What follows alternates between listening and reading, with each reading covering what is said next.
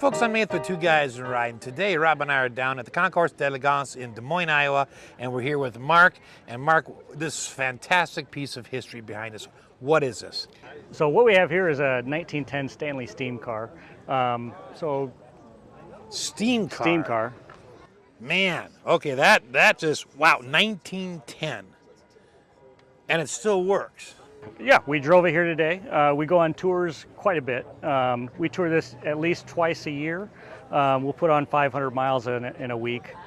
Wow. So it's driven. It's driven a lot, this particular model, or this particular car. There's a following. So usually on these tours we'll have about 20 cars. Okay. Somewhere it's upwards of 30 cars. All steam cars? All steam cars, mostly all Stanley. Okay. Sometimes we'll get a white involved, but other than that, they're pretty much all Stanley. Because they were made from like what, the late 1800s to about 1925? 1899, I believe, the first one was made, and that was then sold. They sold it to Locomotive, and then in 1903, they opened up Stanley again and started building Stanley cars. And they kind of changed the design a little bit to get around patents and such. Right. That's when they made the engine attached directly to the rear axle. So there's no transmission. So every time the engine does a revolution, yep, the rear tire does a revolution. Okay. So very much like a train. Correct. Okay. And so Stephenson linkage within the engine. You can hook it up to conserve energy, use less steam to get more use out of your steam. Okay. And then also, then you can put it into reverse. And essentially what you're doing when you put it into reverse is you're reversing the direction the engine turns. So you're not changing any gears or anything. Okay. You're changing the direction the engine turns. That is just fascinating. Okay, talk us through how a steam engine works on this car. So from lighting the pilot. Okay, lighting the pilot. Acetylene, there would have originally been an acetylene torch mounted on the front of the car. Okay. And that would have been to preheat the pilot light. Wait, you got to preheat the pilot light? You got to preheat the pilot light. So you can't just light it like you do on modern pilots? No. Because they're, okay, all right. Because the pilot light fuel back then would have been white gas. Today we use Coleman fuel. Okay. And so when it ignites, it has to be vaporized. Okay. You cannot light a liquid fuel. It has to vaporize it, which means you have to preheat it. Okay. So you're preheating the vaporizer to take that liquid fuel and then turn it into a vapor, and then you can have your pilot flame. After you have your pilot flame, then you can preheat the main fuel source, which is kerosene. Okay. And you do the same process. You take your torch, you heat up the branch forks, heat up where it feeds out. The pilot light is also heating back inside the vaporizer cable. Okay. And so we're taking that kerosene, again, a liquid fuel, and turning it into a vapor. And then we can shoot those in through the venturi tubes up front, and then those will ignite the vaporized kerosene, and that is what heats the boiler and makes steam. Okay, so when you started the car up this morning, you said it had been sitting in a trailer, so it was out in the cold. It was roughly, what, 50 degrees? Correct. So how long did it take to warm up? This morning took me about half an hour from the time I first started the torch to when we were driving away. Wow. Okay. Well, total, right? So yeah, correct. So you're driving away. So that's preheating the pilot light, lighting the pilot light, preheating the main burner, and then heating it up to, 600 pounds of steam pressure. Okay, which is, that's a lot. You have a lot of torque. Correct. We had talked earlier, you said they were great mountain climbers. Correct. They're great mountain climbers. Steam expands, I don't know what it is, 1,000 times, something like that. So you have that great torque to go up. And this is a 2-cylinder engine. Every stroke is a power stroke. So the steam will go in front of the each piston, push it backwards, and then the steam will go behind the piston, push it forward, and then push it back. So every stroke on each piston is a power stroke. So you were compared that to a V8. About the same as a V8. Correct. So a gasoline engine, you have every fourth stroke because you have You have intake, compression, fire, exhaust. Right. So every fourth stroke on a gasoline engine is a power stroke. Whereas this is every time. This is every stroke is a power stroke. So top speed, you've had this up to? We've had this a little over 50 miles per hour. Wow. That there again, we can't maintain that. No, but still, what's your average cruising speed then? 30, 35. 30, 35 comfortably all day long. Comfortably all day long. Wow. So how much water? Okay. So you have steam in there, right? Correct. But you've got a water tank or 2 water tanks that can feed water into the tank as you go. Correct. So when we're driving down the road, there's a rod hooked directly to the rear axle, pump rod, what we call that. And that is hooked to 2 water pumps and a fuel pump. Okay. And an oil pump. And so as we're driving, we can close a valve. What we're doing when we're closing the valve is we're closing a bypass. So when we're pumping water all the time, constant. When we close the bypass, we're forcing the water into the boiler because the bypass will let it go back to the supply tanks. Okay. And so we're forcing it to go into the boiler against 550 pounds of steam pressure. So we have to, it takes a lot of effort to do that. Yes. And when you're not needing to put more water into the boiler, you open the bypass, and then so you're allowing it to go back into the supply tank. So you're still pumping it, you're just circulating it. Because when water is pumped, it's going to take the path of least resistance. Right. So if it has a choice to go into the boiler against 550 pounds of pressure or go back into the supply tank with 0 pressure, it's going to go back into the 0 pressure. Man. Okay, so you got 35-gallon water supply, right? How far does that last you? About 35 miles. About 35. So it's about a mile a gallon. A mile a gallon. On average. On average. Roads, okay? Yeah. So you have over here in the side a very neat contraption for refilling your tanks as an option. You can do it with a garden hose. Correct. But in the old days, you wouldn't have maybe had those. So tell us about this contraption right here. So this is a water hose. So we can drop this down into a creek, a stream, or back when the car was in production, a horse trough. And then you all the water from the horses. That's right. So you would use that hose with the steam power. So the steam would create the suction. Correct. And so fill up before you run out. Correct. Yes. Yeah. That is the most important thing. You never want to run out of water in the boiler, because if you run out of water in the boiler, you're going to scorch your boiler, and then you need a new boiler. So you must have a gauge on here that tells you we have lots something about that, so you can monitor. Yeah, we have lots of gauges. Okay. So walk us through them. Okay.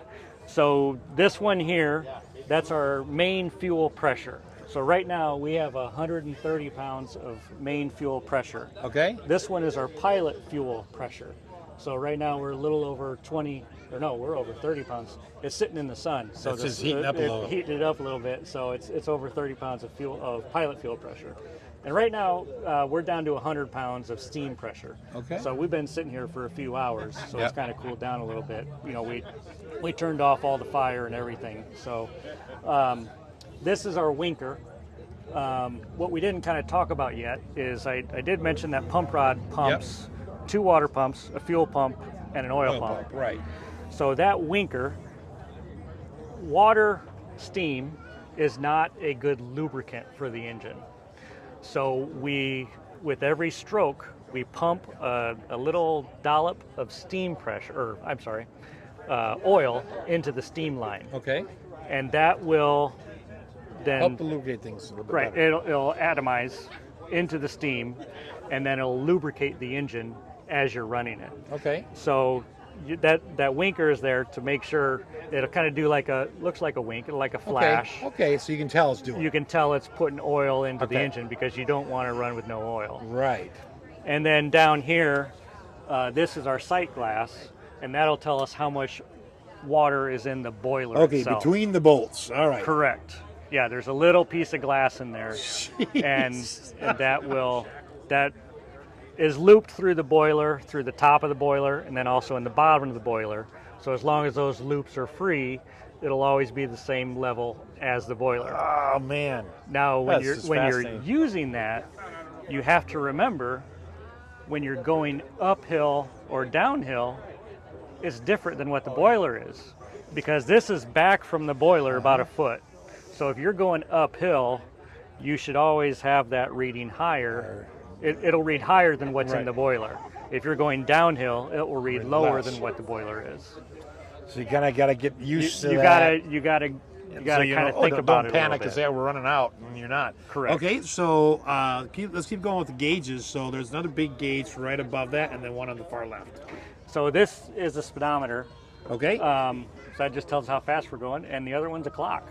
And so we wind that once a week, and then we can know how far we've been out or how long we've been out. Well, you really kind of had it wound out at 50 miles an hour, didn't you? Yeah. It goes. I had to put my glasses on to see how far it went. Okay, now you've got a series of like faucet handles. Right. So what are those? So those are all of our. There's kind of a joke that you got to be an engineer and everything to kind of run these. Yeah, and a plumber. You know, you can see down here all of our water pumps and everything else. So this one is our fuel pressure retaining valve. Okay. So at the end of the day, we close that. It'll hold our pressure overnight and not leak it out. Wow. Okay, it's well sealed. Right. And then this is one of our water pumps. So if you watch, this goes directly over to the pump here. Okay. And then so that powers that water pump. And like I said, that pump will go back and forth as you're driving down the road. This one hooks to the manual water pump. Okay. And so that'll be this rod up here where you push back and forth to manually pump water. This one over here, originally this would have been an extra main fuel shutoff. Right now this does nothing. Extra main fuel, so talking about the kerosene. Correct. That's underneath the furnace, not the pilot. Okay. Correct. This here is our main fuel off and on as we're driving down the road. So right now it's closed all the way, it's off. This is our pilot fuel, and so this will open to another valve that's up front, and it's turned off up front, but it's open here. And then this here is what we use to fire it up. So I was mentioning earlier how we have to vaporize the fuel. Kerosene is a much heavier fuel and does not vaporize nearly as easy as Coleman fuel. Okay. And so we can open that valve and it'll put Coleman fuel into the main burner to kind of help warm things up before we start using that heavier fuel that is harder to vaporize. So it's kind of a preheater before we get to the main fuel. Wow. No wonder why you got to be an engineer. I thought having a manual was a good theft deterrent. You could put this out in the street and throw the keys in it and say, "Please help yourself," and no one could drive it. Where do you put the key? Yeah, there is no key, right? So tell us about the pedals right here. You got these two that are extremely close together. Right. So this is the brake. Okay. So the throttle, or the gas pedal, there isn't one. It's This is your throttle up here. Yep. And so you see we have it closed with a screw here to kind of keep it closed. So this, you put it up, you go faster, you close it out, you go slower. This pedal here is, if you remember, talk about Stevenson linkage. Yep. This works with Stevenson linkage. Okay. So you push this to the floor and you'll go backwards. Okay. If you push this one just a little bit, like that, that's the hookup mode. So that's where you're conserving the steam. Okay. So you're shortening the stroke of putting the steam and into getting the a little piston. more distance. Getting more distance and getting a little bit more power. Your eco mode. Correct. Yeah. Okay. Yeah, that's I didn't know steamers had an eco mode. Economizer. And then the other, you just push this, and then that'll release from the hookup. What's this? It's the illumination of the dashboard. Yeah, that's your dashboard light, your dash lights. I love it. So you put fuel in the bottom here and take a match and light it. It would have been a kerosene lamp. Open the door and light it, and then you got your light for your dash, your gauges. It would have been the same as a kerosene lantern then. Yeah. Really good luck driving at night. Holy bucket. It works. It works. This is a line of sight pipe for... So this tube here is a glass tube that is hooked to the supply tanks. So remember, underneath the front seat is one supply tank, and so the supply tank runs just above this black rib. Okay, here, the black rib. Okay, and then all the way up to the top of the seat. So, right there's your fill. Okay. If you wanted to fill it from the top up front here. And this is just a gauge for it. This is just a gauge for it to tell you where you are in your supply tank. But again, if you're going uphill or downhill, it's going to change a little bit. Correct. Okay. Yeah. Especially since you're hooked also to the tank that's way in the back. Okay. Now this has a couple of features that were not probably bought when the car was bought. They're really rare, but they're options that you could have gotten. So, well, actually, it's got features that you wouldn't think are features. Okay. So the windshield, that's an option. That was an option. That's an option, and the roof is an option. Another one. Right. There's still Stanleys today who have a roof and no windshield. And so separate options. They're separate options, and so if you have a roof and no windshield, what they'll have is a kind of a vinyl windshield that would fold down if it was raining. Okay. Or really cold. So windshield's an option, roof's an option. So the mirrors were an option too. Mirrors are an option. Lights are an option. The bulb horn is an option. What about the train horn underneath? Well, the train whistle, that's definitely an option. Okay, that's something you could get on a Stanley Steamer. Well, I mean, I guess I don't know if that would be available back when they were selling the cars. I think that's more of an afterthought. What you could do that now. You could do it. Okay. Yeah. Well, it makes sense. It runs off steam just like a train. Well, and that's we like to whistle at those when they're coming up on railroad tracks. And makes a train stop for you. Well, I always tell everybody, the whistle's kind of fun because it's the only way I can whistle at pretty girls and not get in trouble by my wife. So, that's always fun. Okay, so these would have been the standard lamps if you ordered them. Well, these would have been first. Or these would have been first. Right. But these were secondary then? Correct. Also an option. Now, I have a question. This is, of course, kerosene run. Would have Correct. been? Yeah. These... acetylene. Acetylene. Why were the glass panes split? I don't know. Okay, but they are individual panes, They are individual panes, yeah. Whatever, maybe it was just because of a rock chip you could replace one piece. Maybe. Okay. Yeah. Okay, so tell us about the brakes. These are disc brakes on the front only. These would not have been an option back then. Correct. This is kind of something we added now. We do a lot of touring in this car, and this has been to Colorado up in the mountains. Oh, wow. And you would not want to have them. Yes. Right? You want to be able to stop in the mountains. Okay, so then you had it. And every car owner does this when they have a classic car and they're actually going to drive it a lot. You put some features on it you just need to Correct. be safe. Yeah, it's a safety issue. Okay, tell us about the snake. The snake. I'm assuming that wasn't an option. That was not an option back then. That's kind of something people came up with now. It's just kind of a fun thing. And this one has actually been fitted with a pipe inside it where it actually shoots steam out of its mouth. You see a lot of them on the cars, and they're just there for looks. And this one just has an extra little. See, but I love it. I love all the copper on it. Make it fit. It looks like it was made to go with the vehicle. Right. It's awesome. Okay, let's walk to the very back here. This is one of your. This is the other water tank. This is the auxiliary water tank. So this would not have been original.